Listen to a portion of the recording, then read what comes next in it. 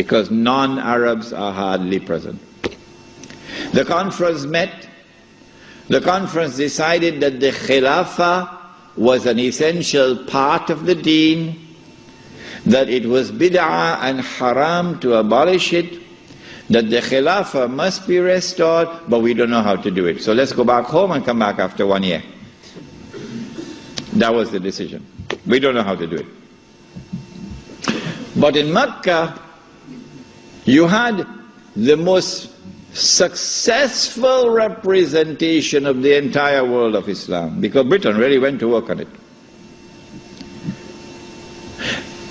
This conference is now convened, but strangely for the Wahhabi movement.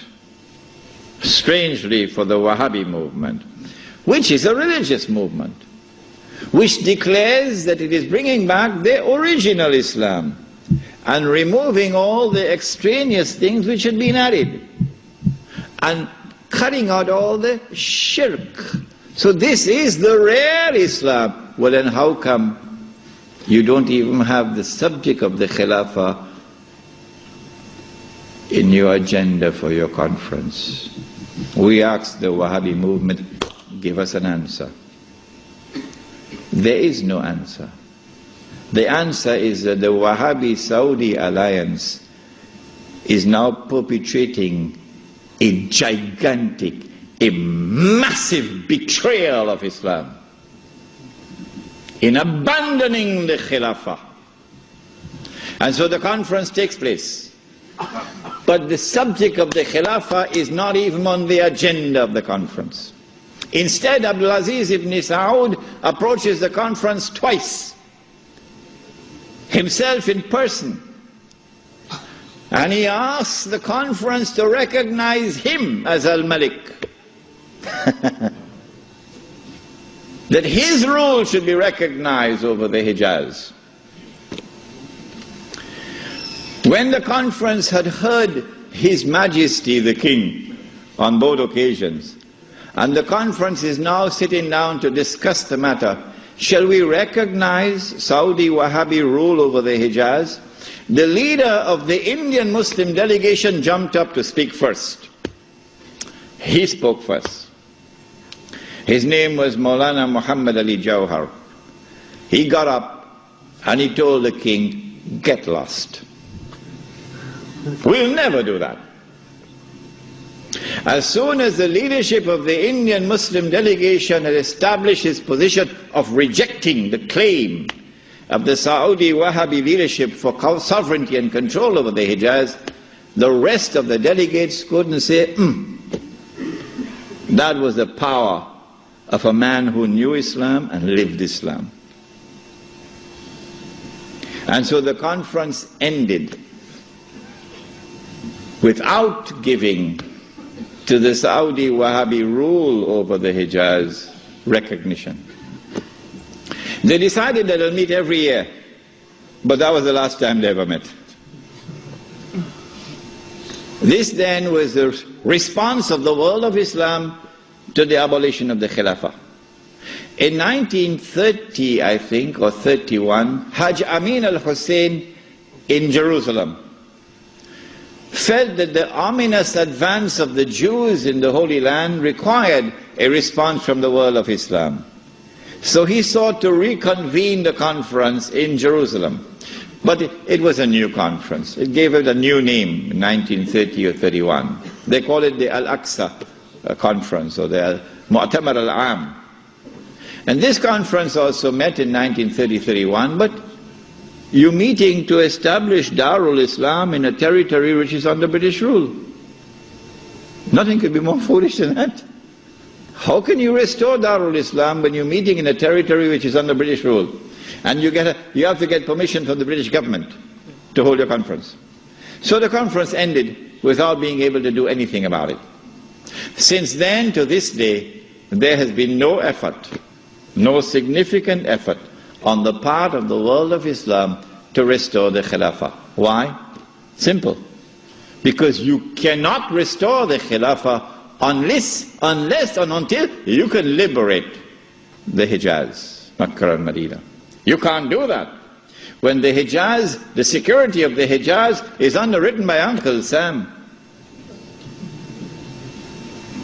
What is the replacement of the Khilafah? Around the world, beginning with the secular Republic of Turkey, and then an Iran which resembles a Shia republic but essentially is a secular republic, and then the secular Republic of Pakistan, which of course has now become the American Republic of Pakistan.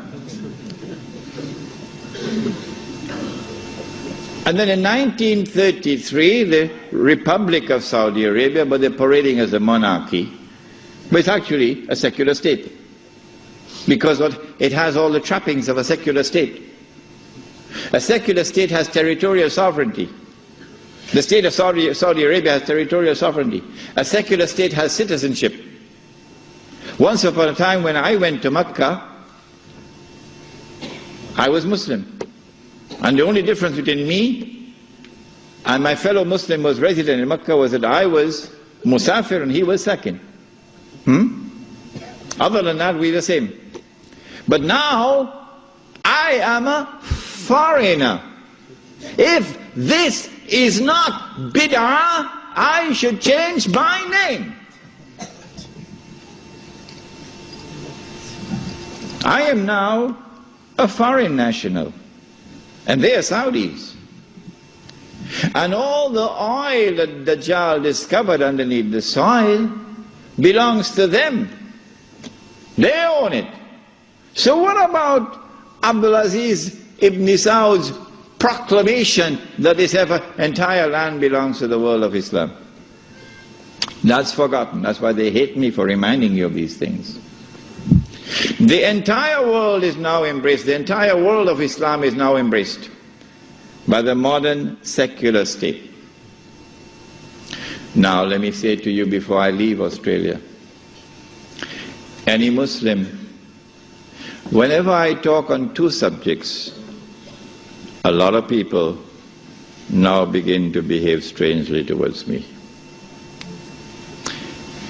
But while it pains my heart, it will not change me. Because I do not teach Islam to please people. I try to do it to please my Lord. When I talk on the subject of riba, some people begin to hate me. Yeah, it doesn't matter. When I talk on this subject also, when a Muslim pledges his allegiance to the modern secular state and to its constitution, which declares that Allah is no longer Al-Malik, no longer Al-Akbar, no longer Al-Hakam. The state is now Al-Malik, Al-Akbar and Al-Hakam.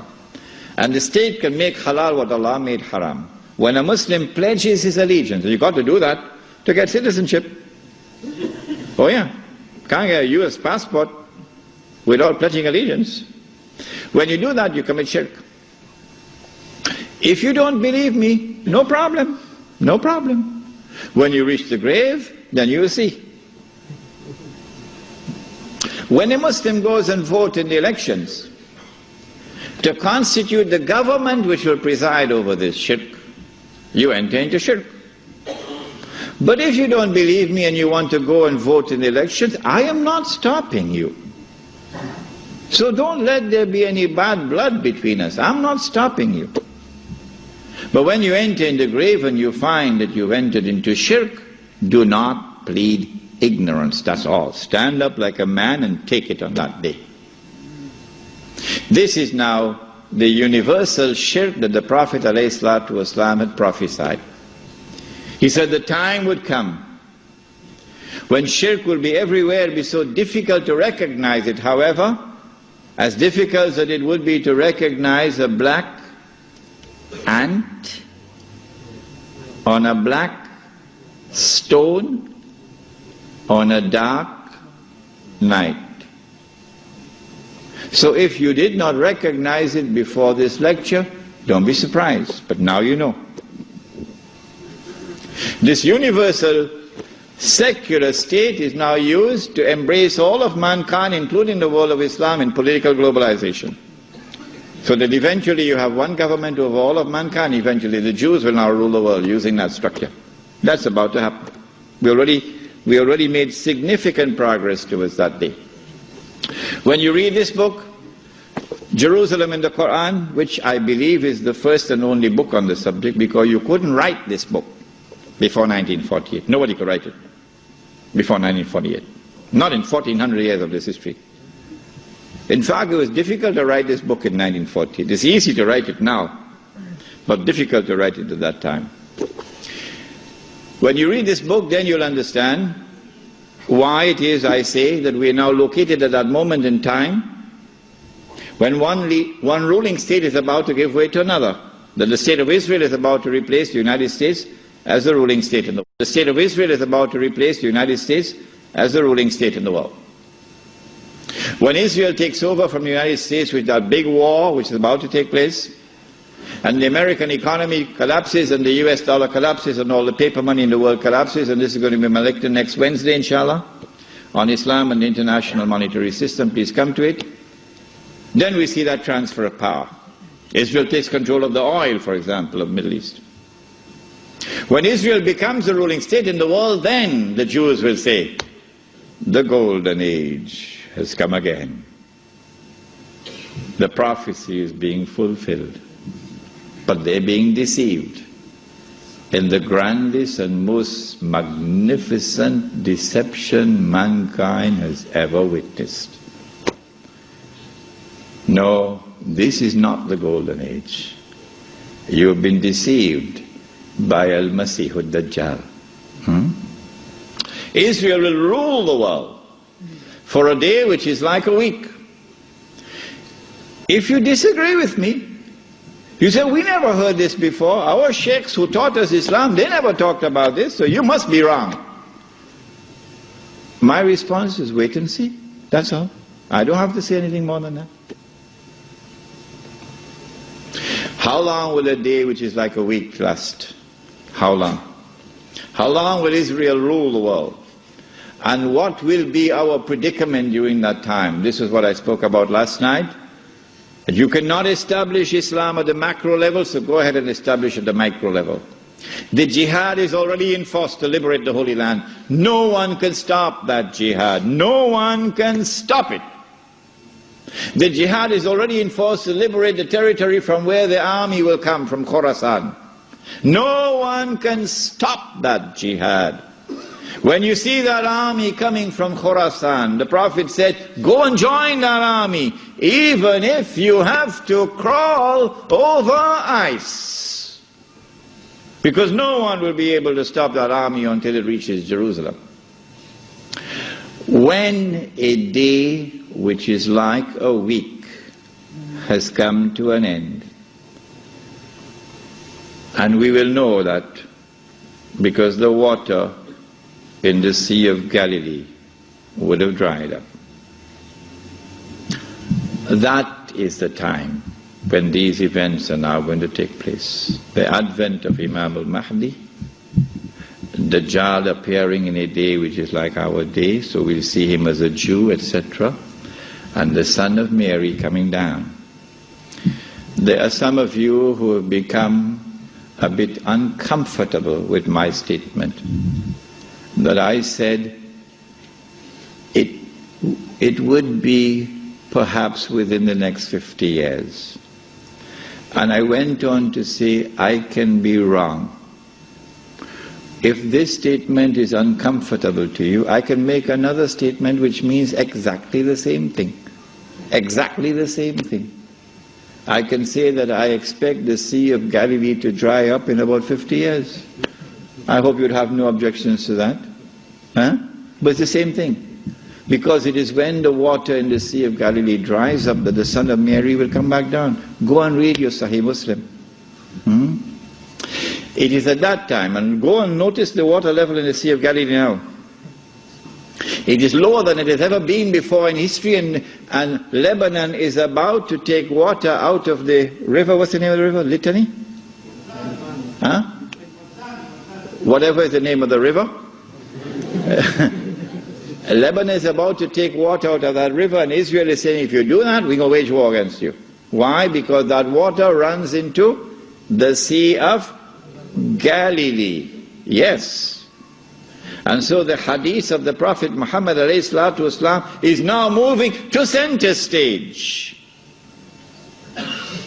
If I say 50 years, and if I say I can be wrong, at least I'm giving you a wake-up call. A wake-up call that you're living in the age of the countdown. So don't be fighting each other over chicken feed. That's what you're doing. In South Africa in particular, the ulama fighting with each other. Sectarian conflicts over chicken feed. While this hugely important subject is so far away from them, it is unbelievable. When the water in the Sea of Galilee is drying up, and the state of Israel has ruled the world for a day which is like a week, then in Sahih Muslim we are told, a Muslim ruler will die and there will be disagreement concerning succession. And then a man is going to come out of Mecca. His name will be my name and his father's name will be my father's name, said the Prophet ﷺ. He'll have a broad forehead and a large nose. And he'll be known as Al-Mahdi. And he'd hurry from Medina to Mecca. As he approaches Mecca, people are going to come out to him, so this has to be a well-known person. Not some obscure non-entity, a well-known person. When the people of Mecca come out to him, they'll force him to accept the bay'ah, the oath of allegiance which legitimizes the leadership of the Amir al-Mu'mineen, bay'ah. He will accept the bay'ah at the Kaaba and then proclaim himself to be Al-Mahdi. It is only then that you would know that Al-Mahdi is here. So stop asking these foolish questions. Is he born already? Is he in Lebanon? Or maybe in Indonesia? That's foolishness. Al-Mahdi cannot emerge until Israel has become the ruling state in the world. Al-Mahdi cannot emerge until Dajjal has completed his mission. Al-Mahdi cannot emerge until this state of Israel has ruled the world for a day which is like a week. Al-Mahdi cannot emerge until the water has dried in the Sea of Galilee. So stop these foolish questions. He proclaims himself to be the Mahdi. There are going to be eclipses of the sun and the moon that month. But there have been eclipses of the sun and the moon in the past. But after he proclaims himself Al-Mahdi, he's going to be attacked from an army, with an army from Sham. That army comes down to the south, and armies are under the control of governments. And when that army is between Medina and Mecca going down south, the earth is going to open and swallow that army. That is the sign of all signs. Beyond a shadow of a doubt, validating the claim of this man that he is the Mahdi. But Mecca has never been a Shia city. Never. And Mecca will not be a Shia city at that time. And Mecca will not come out to give allegiance to a Shia. And so you have to be living on the moon to believe that the Mahdi is going to be Shia. We do not say this to embarrass the Shia, or to be uncharitable to them, or to hurt their feelings in any way. This is just factual analysis. When the earth opens and swallows that army, then on that day, those from the world of the Shia who accept him as the Mahdi and follow him are our brothers in faith. And shoulder to shoulder we'll fight to liberate the Holy Land.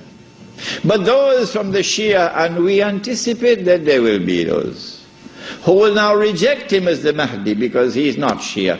You're not our brothers in faith. And you will not fight with us shoulder to shoulder to liberate the Holy Land. When the army is swallowed, then the Mahdi is going to be attacked by another army, and this is now an army of the Quraysh, an army of the Kalb.